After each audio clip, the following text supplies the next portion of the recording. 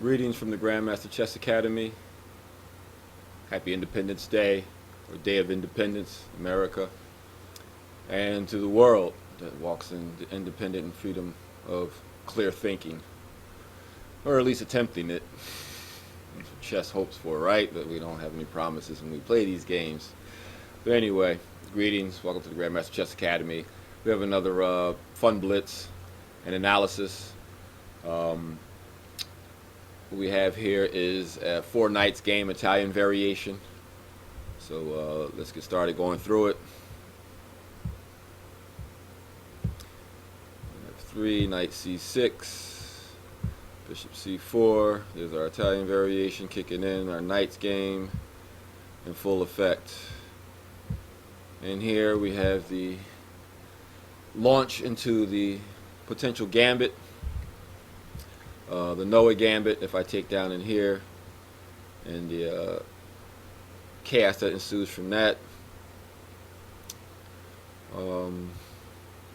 Launching of pawns, sudden development of bishops, and it can quickly get hectic for White's game with no real attacking advantages for White.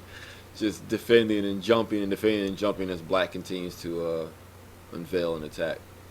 So none of that. Keep it simple.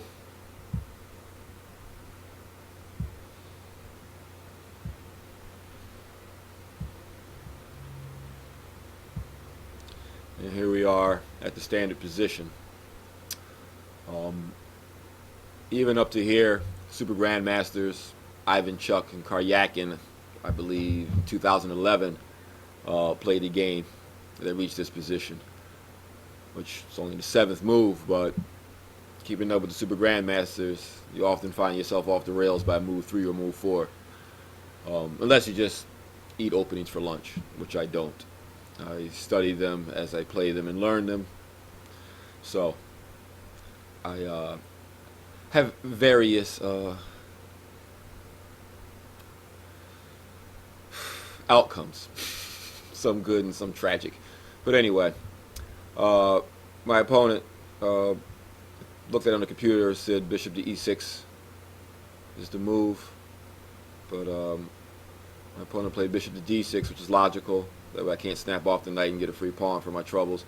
But actually, it allows for plenty of development for Black. So none of that. I ran out my c to shut down any moves by his knight. He brought out his bishop. Scat Snyder, I assume, is the guy. Doesn't have to be, of course. But Black brought out the bishop and pinned me. That's fine. Except you got to pay rent if you're going to live in my town. He bounces. This is depth 18 computer move. But it's probably a good move in deeper consideration.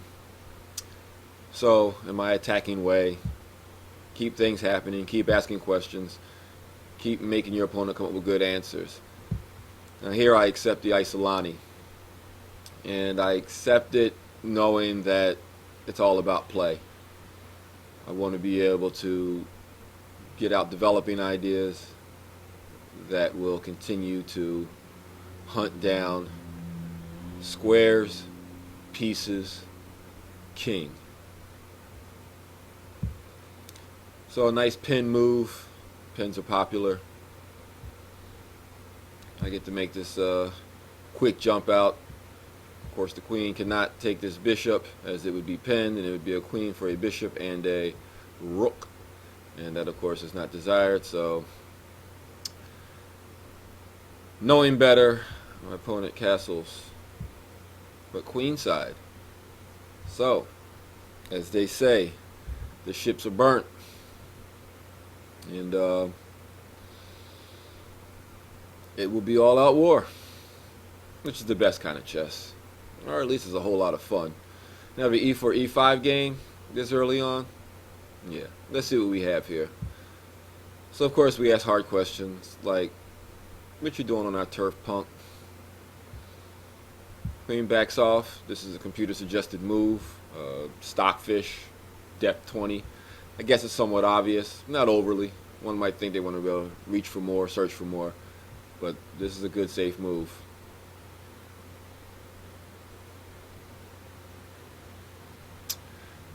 Here,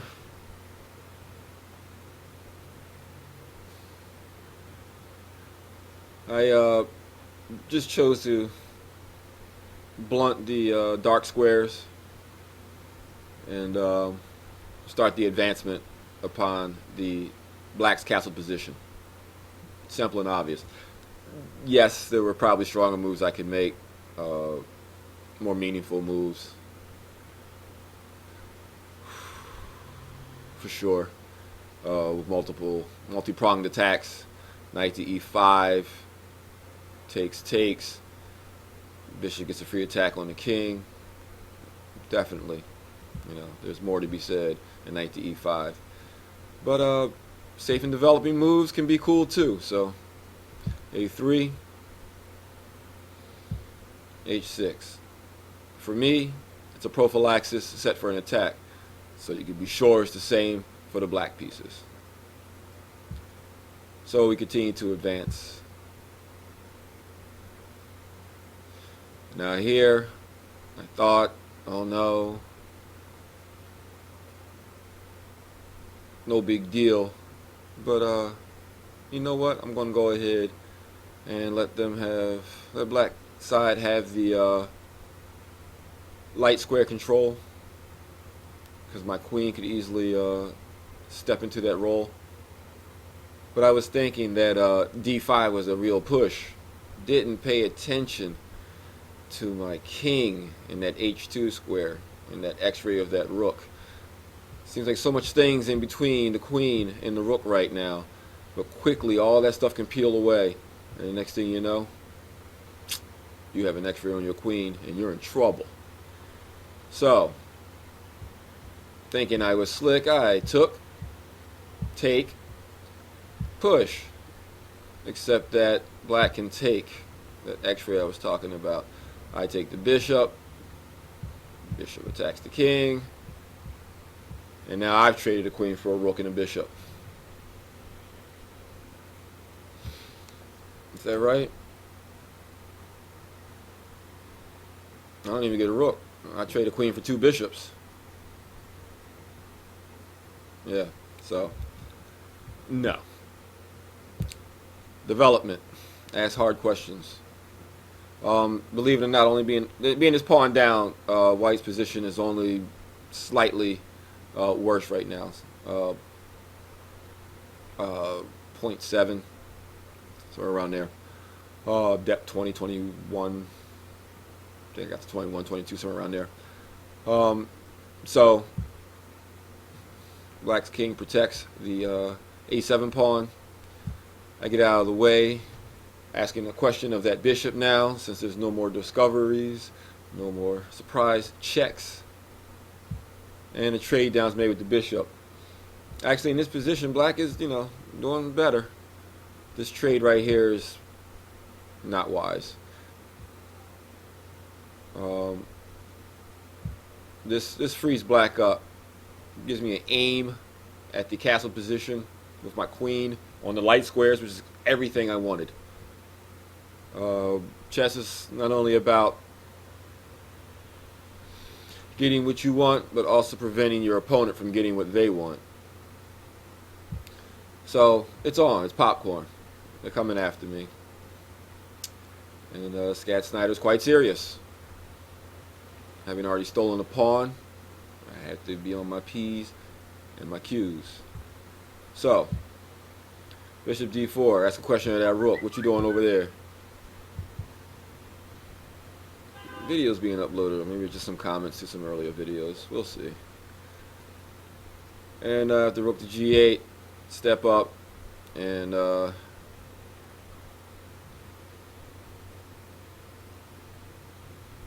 take out, well, either have a strong aim at the kingside position, or as I expected, a trade out. And I believe the computer agreed with that. I don't recall. I have to check that one again. But anyway, this f4 right here. There was probably a better move.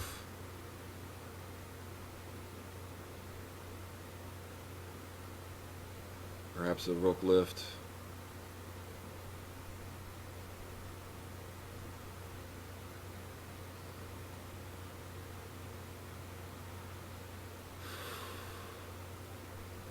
Perhaps centralization of the queen.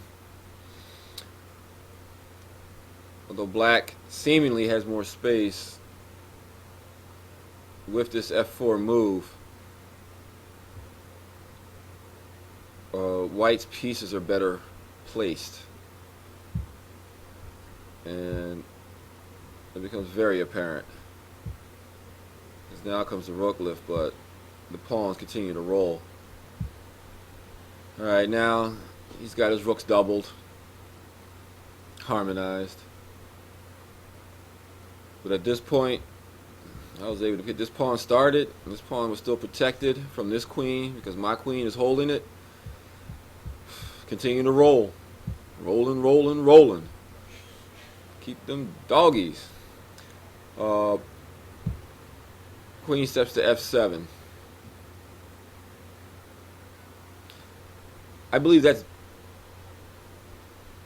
getting close to doom. Let's have this a5 move. This move right here just loses the game.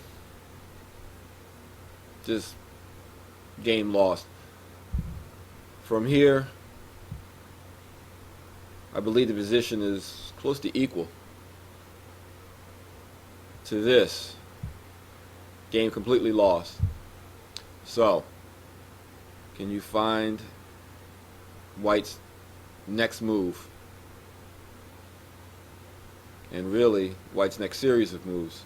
Black has no good answers, but black has best answers. I'll pause for a moment, let you think. White to move and crush.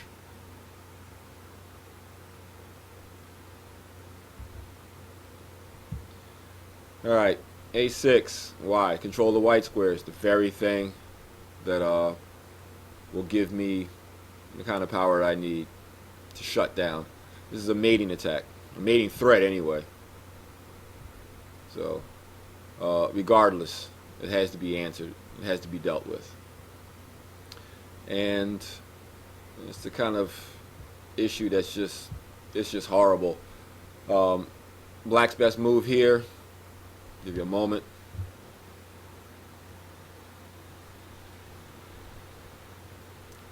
c6. But that's not really gonna mutt the custard, because it just puts an immediate attack here, and then that runs away, and then I get an attack on the queen with the doubled rooks. I get to come crashing over for checks. This will end horribly, but it pretty much does anyway. So in this position, it's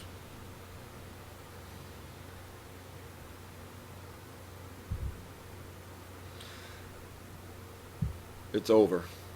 As you can see, this line is open. This line is open. Got controls right here. So in the quest for space, c5, computer recommended. Now I can't just smush right here and control that square because of this and this. But there's so much going on in this position right now. Rook on e to b1 check. Crashes in. Corner controlled. Long diagonal on the total control. c7 is computer recommended, but my opponent let me come in. None of this helps. All this is just shut down. And with this, I actually had mate in 2.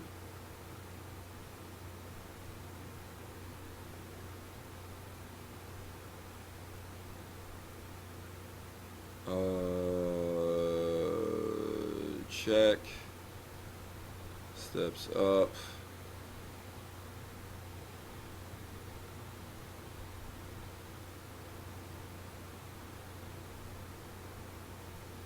Check.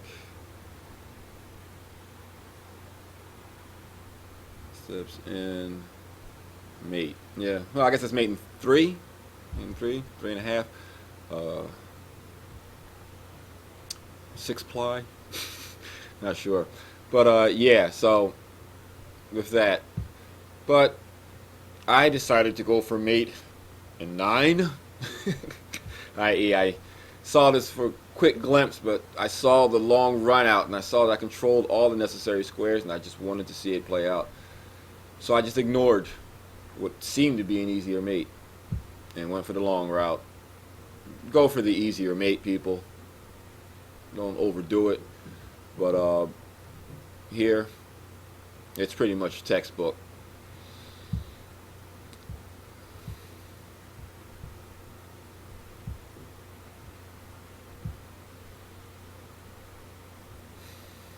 Rook on B, back to E1. King to F8. And here is here. You pause for a moment. Lots of options. And then you realize there aren't. This is about to be an escape square right here on G7. So that must be eliminated. Now, all that control of these light squares, it's about to become a melanopenia, a dark square issue.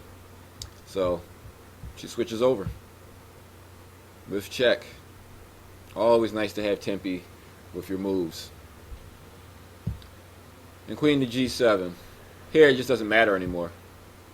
Rook to G7 suffers the same kind of pain because of the rook to C8 maneuver and then taking the D8. There's just no place to go. So he brings the queen over to G7. And here, after rook to F5, it's easy enough to see that it's checkmate in 2. Nothing can be done. Grandmaster Chess Academy on playchess.com. Blitz. This was no fun crush. I mean, I guess it was kind of crushing in the end. But black pieces were definitely winning earlier in the game. Got to control and make sure you're paying attention to all of the tactics that are on the board. Make sure your king is safe. King safety, a major tenet in chess. Anyway, study. Yes, chess, love.